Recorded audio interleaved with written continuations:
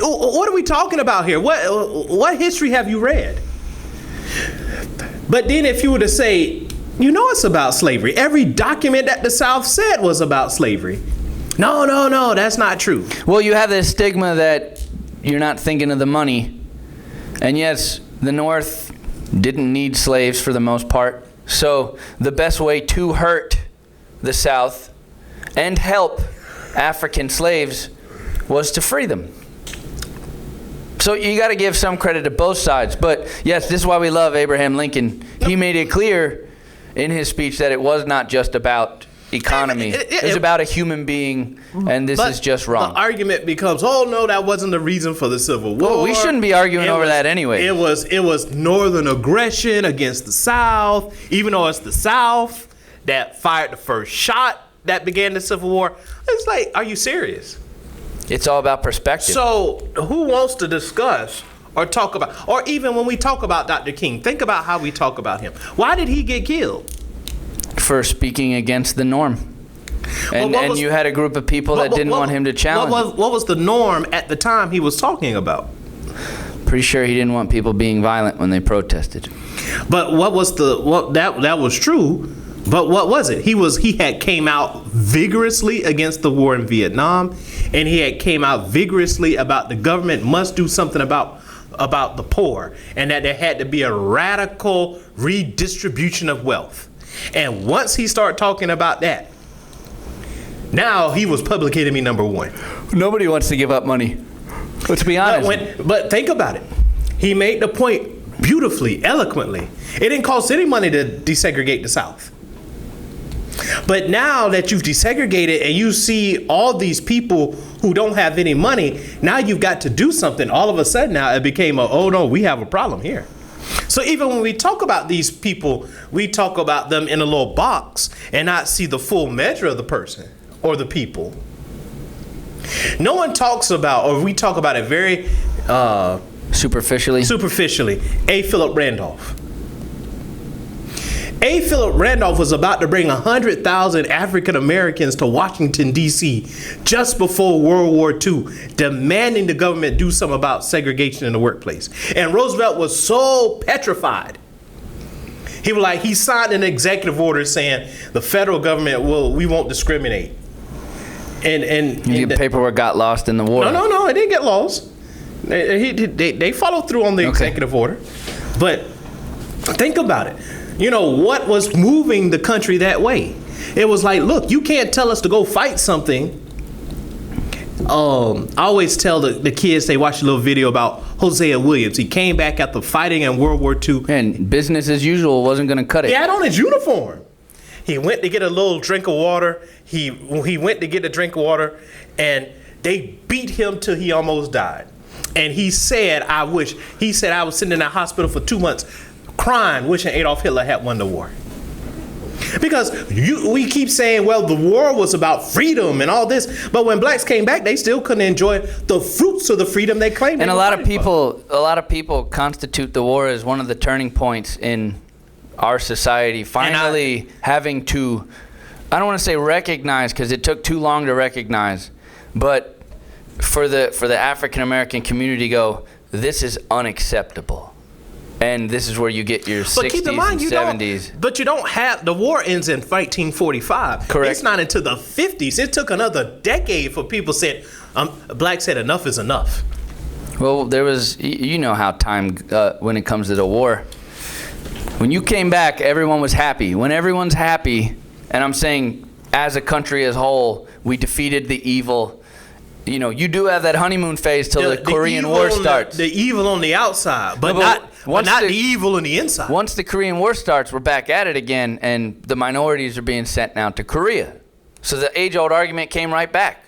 We're sending poor kids to go fight wars. Or as that old saying go, put on my tombstone, this black man died fighting the yellow man, being sent over by a white man. And this is where the Rainbow Nation comes in. We got to start. Nelson Mandela. That guy had his work cut out for him. But isn't it interesting, though, Boyko, that here South Africa had the same had a just as brutal a system. Worse. Yeah, worse than our system. But in their country, the difference is the majority were African American. But even still, they at least had a reconciliation, a Truth and Reconciliation Commission. Yeah, but it was not easy. But hear me out. Has America ever really had a truth and reconciliation about what they've done? Well, here's the problem with the finite amount of land in the country. You can't do the 40 acres. But you don't have to do the 40 acres. You don't need the 40 acres. 40 acres a mule, that was 150 years ago. We missed that. That's fine. It's over. But has America truly had a truth and reconciliation with its past? And should the president we have now been the guy? I don't think it could have been. It has to be a white person. No, it can be. It can be the next one. The first one could never do it because they'll always think he's just doing it for the black folk. The next one can do it because they're used to the idea of having a black president. No, it's not. It's not a novel thing, especially if it's a Republican. But has America ever? I like that surgeon guy. He's funny. Has America truly come to we need to have a truth and reconciliation as what we did? But the minute you say it, people get all upset. So do you think, to give it a juxtaposition, do you think the Germans have done their truth and reconciliation? I think so. From much better than Nazi America. Germany? Oh yeah, much better than America. They don't deny. But they were forced to do it. The United States, we're king of the world. We have to choose to do it on our own.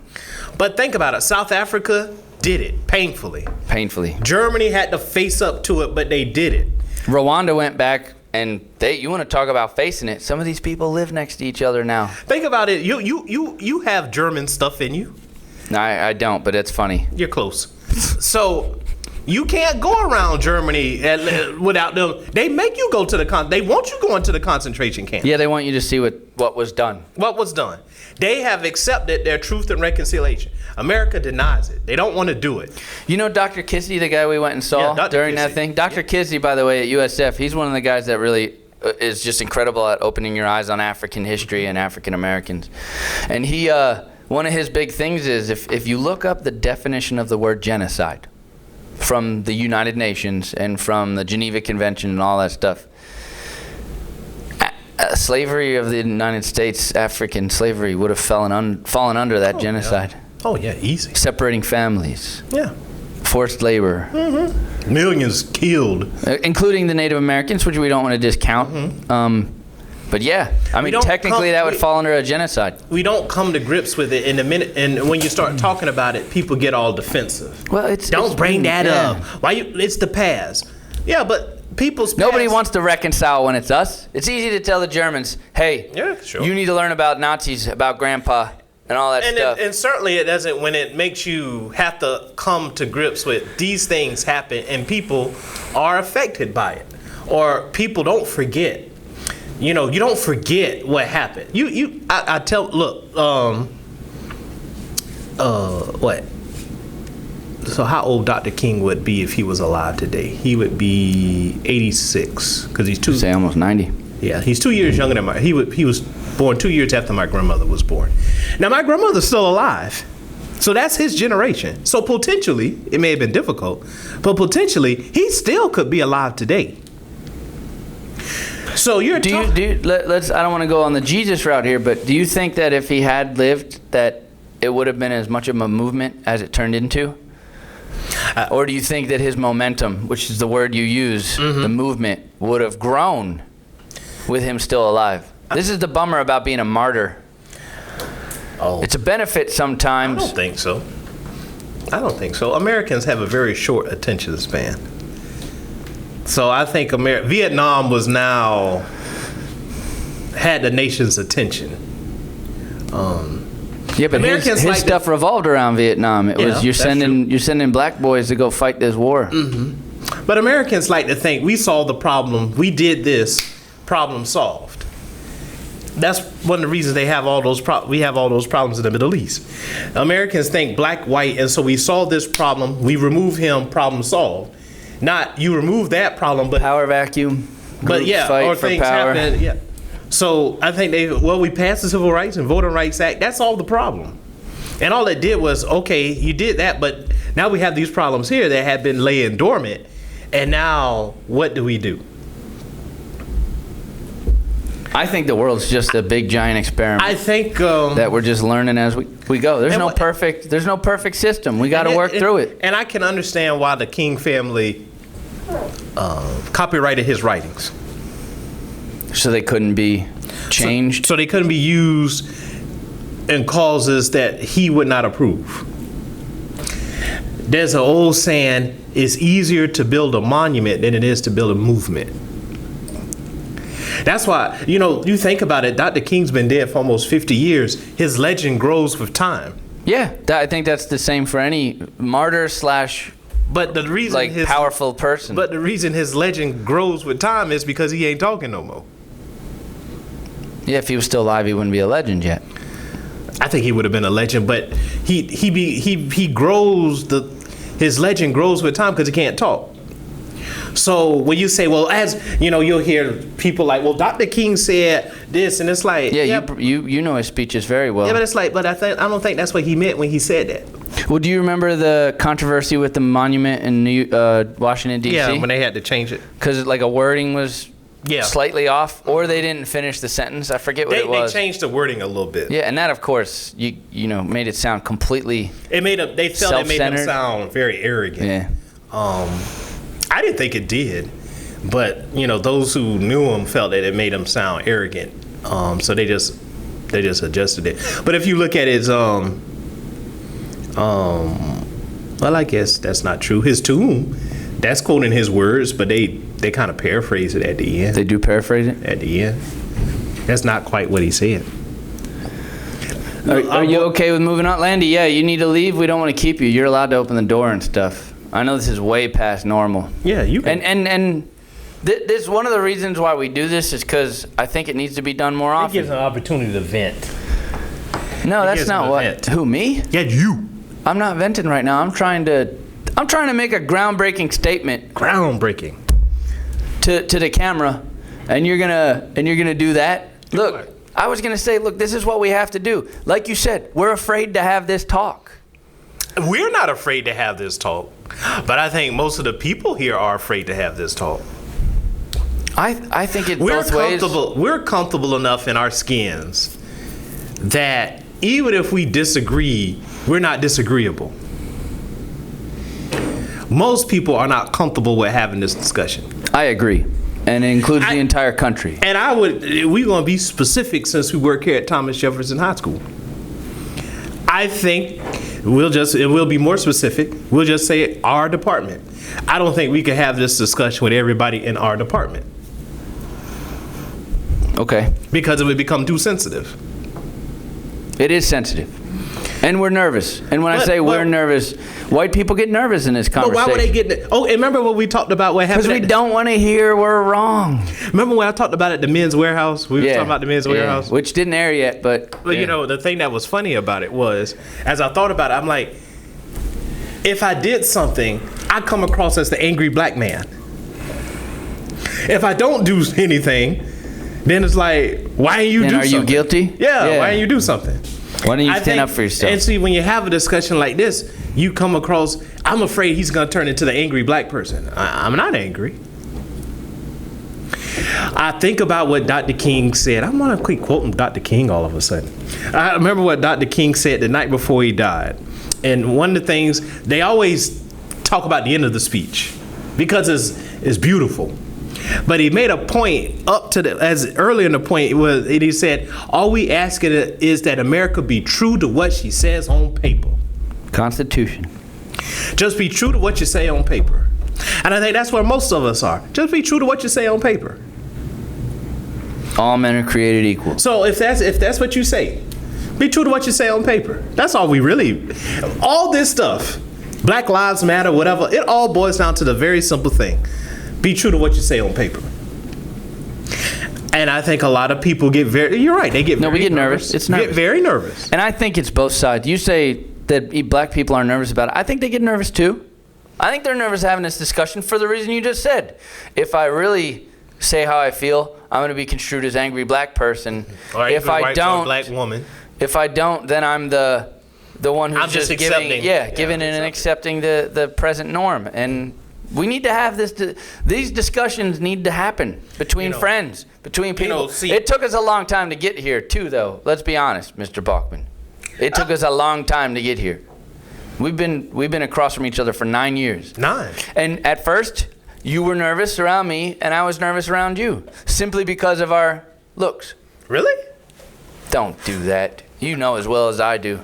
That's not true. You were not comfortable around me. You didn't come in my room like you do now yelling. Boyko, look, I need you for sharecropping in my classroom. Come on.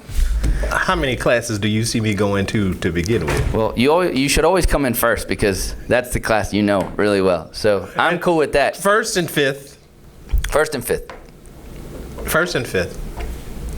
They're your old kids. Yeah, they are my old, yeah. You call a bunch of people sorry. You sorry. No, just need to get a job. Oh, yeah, you get Caesar every morning. Every morning, yeah. Oh, Dad said it again. All right. Well, hey, you could talk about this for hours. We know that. We're sorry we went on, but this is an important topic. And I did want to say what I wanted to say, but we need to be having discussions like this. And the thing is, yeah, it doesn't feel like it's there. Do you know what I mean? What you mean? There's still an uncomfortableness. There's still a, did we really, break ground on something new today? And then you probably be like, not really. And I'll be like, yeah, we had a great discussion on race today, and it wasn't uncomfortable, and we really hashed some stuff out, and I had some reconciliations I've done. But then you're just like, no, same old crap. Same. See, but then what do you want from me? No. I know what you're thinking. That's fine. But I would say this, right? So let's see. This is what I want to know, Boyko. This is what I really want to know. And I'm intrigued. Because remember I mentioned it in the work when we was at the workshop. We spent months on end talking about World War II. Yep. Hammer out those battles. Hammer out every bulge, this. We get to civil rights. And we don't want to spend no time on it. Oh, we got to hurry up because we got an exam. Yeah, it is at the end, so they do tend to. I want to see, does that change this year? Well, first off, let's clarify that change takes a while. I want to see, okay, fine, but I want to see, will there be a change in how much time is spent? One thing that happens is, these kids, one of the reasons I say this, that the civil rights movement doesn't interest them anymore, it's because we talk about the same people. They know Dr. King. Agreed. There are all these giant names, Rosa Parks. They know Dr. King. They know Malcolm Rosa Parks. X. Yeah, they know Malcolm Malcolm X. X. Drop all the money names. You drop all the money names. Yeah, they know about the boycott. But when you start sit-ins. Yeah, but when you start talking about others that they haven't heard about, and some of the things that they did that may have, like, for instance, when they watch the Children's March and they go, look, it wasn't Dr. King who moved it. It was the children. He was just trying to catch up. They could do. They're like, forget this. And that's one of the issues, because white people got hundreds of heroes throughout time.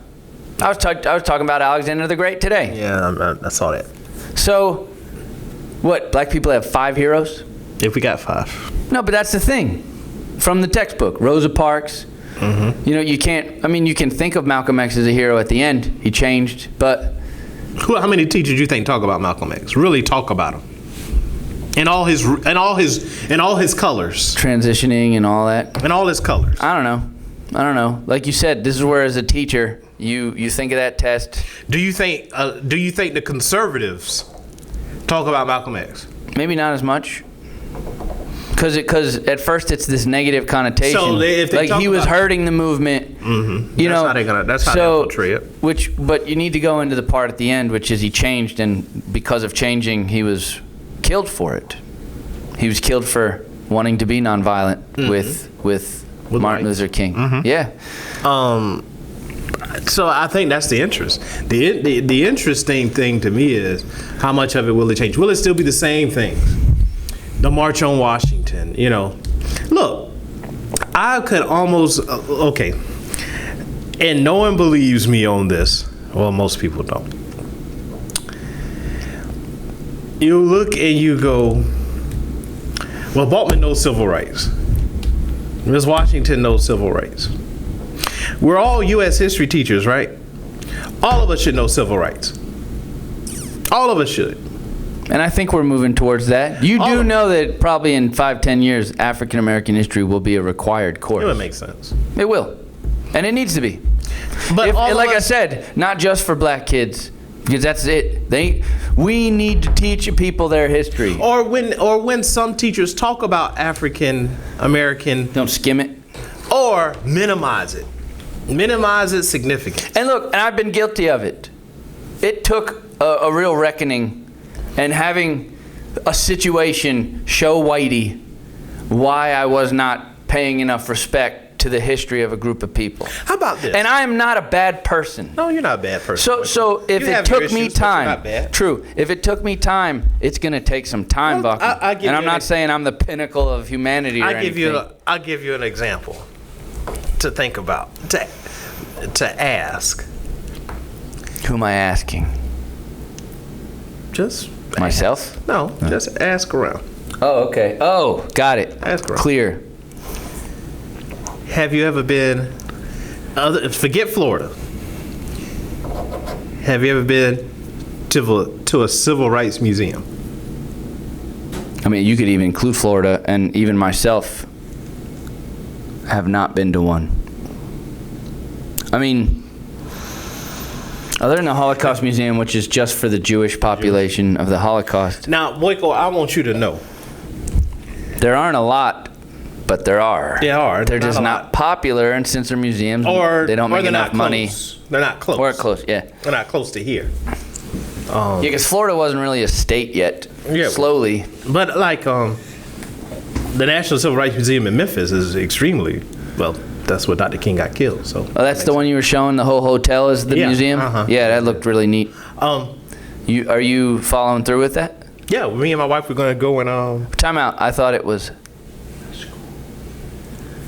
spy. Gotta spy it out. Okay. So I thought it was solid. yeah, but I got spy it out first. I don't know what the hell that means. What does a spy do, Boyko? Sneaks around into a oh, got it. You're gonna go first. And, you know. It's not, let me translate into white. He's gonna go check it out first. Put that in my white terms. Boyko, He's gonna check it out first. I've been to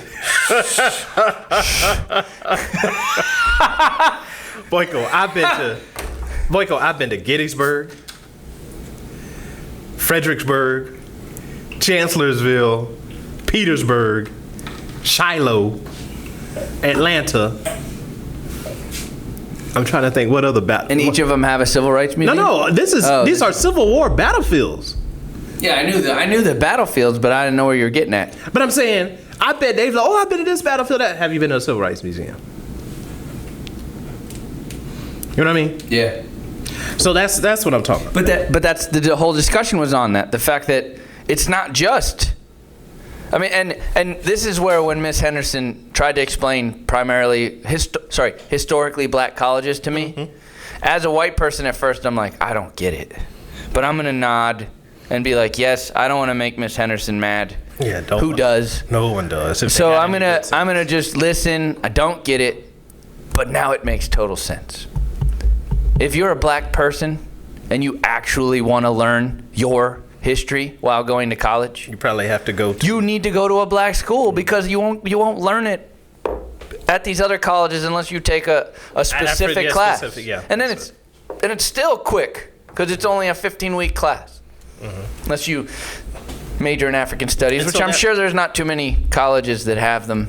Maybe the big ones do. The big ones but not definitely the do. small ones. Maybe not. No, probably not the small ones. So it's kind of embarrassing if you think of it. I don't want to speak for all, because that's going to be one of the issues when this airs on YouTube. Oh, I'm sure the comment section is going to be great.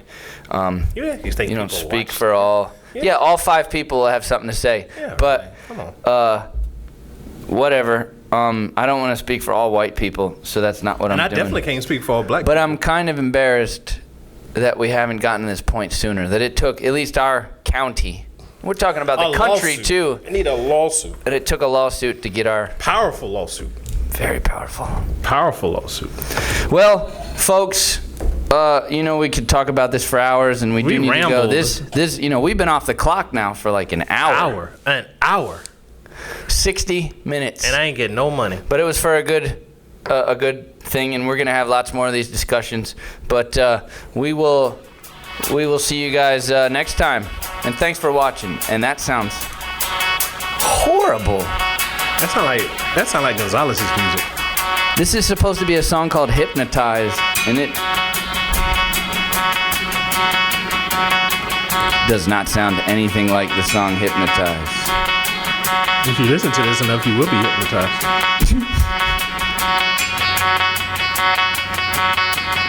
Thank you, folks.